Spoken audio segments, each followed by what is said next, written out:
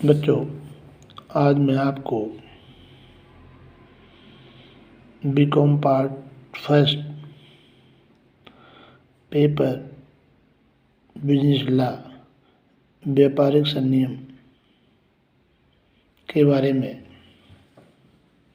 बताऊंगा। आज जो हमारा चैप्टर है पक्षकारों की अनुबंध करने की क्षमता, कैपेसिटी ऑफ कॉन्टैक्ट। प्रत्येक व्यक्ति में कोई न कोई ऐसी क्षमता होती है कि वह कांटेक्ट कर सकता है, बहुत से कब नहीं होती। जैसे पागल व्यक्ति, उदाहरण बतौर पागल व्यक्ति हो, माइनर व्यक्ति हो, या राज्य सरकार, केंद्र सरकार द्वारा उसे अनुबंध करने के लिए आयोग घोषित कर रखा हो, ऐसे व्यक्तियों के हम कह सकते हैं कि ये अनुबंध करने के योग नहीं है। फिर भी अनुबंध करने की क्षमता का जो आशय तात्पर्य है, हम बता दूं मैं आपको कि अनुबंध करने की क्षमता से तात्पर्य पक्षकारों की अनुबंध करने की क्षमता की वैधानिक क्षमता से है। दूसरे शब्दों में ये कह सकते हैं कि अनुबंध करने की क्षमता से तात्पर्य पक्षकार द्वारा वैधानिक रूप से बंधनकारी अनुबंध रखने की क्षमता से है। कुल मिला के कहने का तात्पर्य यह है कि जो व्यक्ति किसी से अनुबंध करता है उसमें वैधानिक तौर पर लीगल के रूप में उसमें करने की क्षमता होनी चाहिए। तो अनुबंध करने की क्षमता किसे से है? प्रत्येक ऐसा व्यक्ति अनुबंध करने की क्षमता रखता है जो संबंधित राज्य नियम उन पर लागू होता है, उनके अनुसार वैश्य आयु का स्वस्थ मस्तिष्क हो, किसी प्रकार का राज्य सरकार द्वारा उस पर प्रतिबंध करने में आयोग घोषित न किया हो, ऐसे व्यक्ति अनुबंध करने की क्षमता रखते हैं। आप लोगों ने देखा होगा कि कई बार क्या होता है कि हम अनुबंध कर लेते हैं, ये लीगल ही होना चाहिए। अनलीगल तौर पर हम जो देखते हैं कि सामाजिक रीति रिवाजों के तहत एक पक्षकार द्वारा दूसरे पक्षकार से संबंध कर लेता है। जैसे उदाहरण बतौर किसी बेटे वाले ने आपसे, आपके परिवार में या आपके रिश्तेदार में कोई संबंध किया और वो एक वैधानिक नहीं है। कई बार क्या है, वो टूट जाते हैं, कानूनी कार्रवाई करनी पड़ती है, मगर लिखित समझौता नहीं है।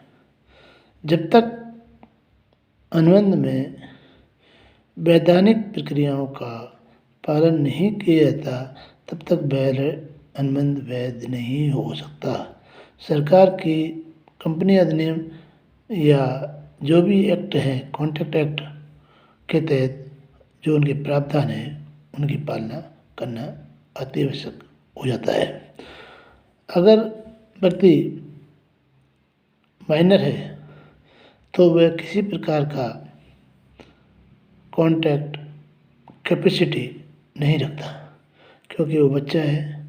उसको सरकारी नियमों के तहत उसको आयोग ही घोषित किया जा सकता है। और दूसरा है अस्वस्थ मेंटल व्यक्ति जिसका मस्तिष्क सही नहीं है, उसको भी हम कॉन्टैक्ट अनुबंध करने की क्षमता के योग नहीं मानते। प्राय देखा गया है कि पागल व्यक्ति से किसी प्रकार का कोई अनुबंध नहीं किया जाता। इसी प्रकार कॉन्ट्रैक्ट एक्ट के तहत हम जिनका माइंड ठीक नहीं है उनसे भी हम किसी प्रकार का कोई अनुबंध करने की क्षमता नहीं रखते। अब इसके बाद में जो आता है, राज्य नियम द्वारा अनुबंध करने के लिए अयोग्य घोषित किया गया। प्राय आपने देखा होगा कि सरकार द्वारा किसी व्यक्ति को अयोग्य घोषित कर दिया जाता है तो ऐसे व्यक्ति किसी प्रकार के अनुबंध करने के योग्य नहीं होते। प्राय जो व्यक्ति को सरकार ने अयोग्य घोषित कर दिया तो हम उसे किस कैपेसिटी में योग्य घोषित करें। अतः अनुबंध के लिए स्वस्थ मस्तिष्क योग्य व्यक्ति और जो पूर्णतः मेच्योर हो वही व्यक्ति अनुबंध कर सकता है। किन्हीं परिस्थितियों में हम जो भी कॉन्ट्रैक्ट करते हैं, अनुबंध करने की जो क्षमता रखते हैं, उसमें हमको कतई ही कोई कोताही नहीं बरतनी चाहिए ताकि हमारा अनुबंध आगे जाके नहीं चले। प्राय देखा गया है कि सरकारी कागज़ों में कई बार हमारे भारत का जो नियम है, कानून है, कहते हैं रूल से लिखो और रबड़ से मिटा दो। हमारे यहाँ ऑफिसों में जो बाबू लोग बैठे रहते हैं वे नियमों की परवाह न करते हुए कई बार गलत आदमी को अनुबंध करने के योग्य मान लेते हैं। हमने देखा कई बार ऐसे कैसे आते हैं जो बड़े चमकाने वाले होते हैं। कई बार डीटी ऑफिस में जो दलाल होते हैं वे अंधे आदमियों का भी लाइसेंस, ड्राइविंग लाइसेंस बना लाते हैं। इससे ज़्यादा दुर्भाग्यपूर्ण क्या होगा कि जो व्यक्ति जिसको दिखता नहीं है और वो ड्राइविंग का लाइसेंस दिलाता है, ये भी हमारे देश की दुर्भाग्यपूर्ण बातें हैं।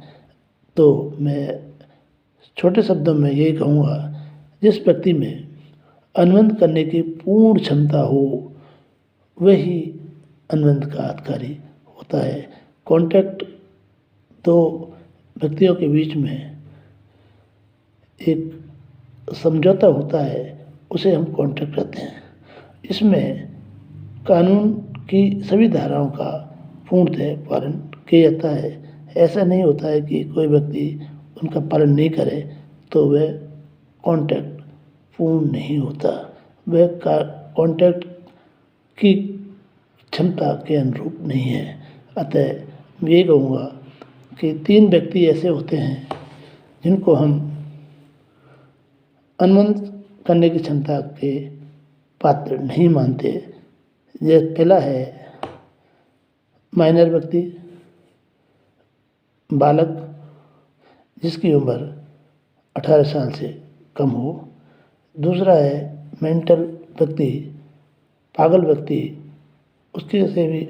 और तीसरा है राज्य सरकार द्वारा, राज्य नियमों के द्वारा अनुबंध करने के अघोषित करने पर जिनको सरकार ने ही ये घोषित कर रखा है कि ये व्यक्ति अनुबंध करने के योग्य नहीं है। अपन नेक्स्ट कल इन पर तीनों बिंदुओं पर चर्चा करेंगे। थैंक्स।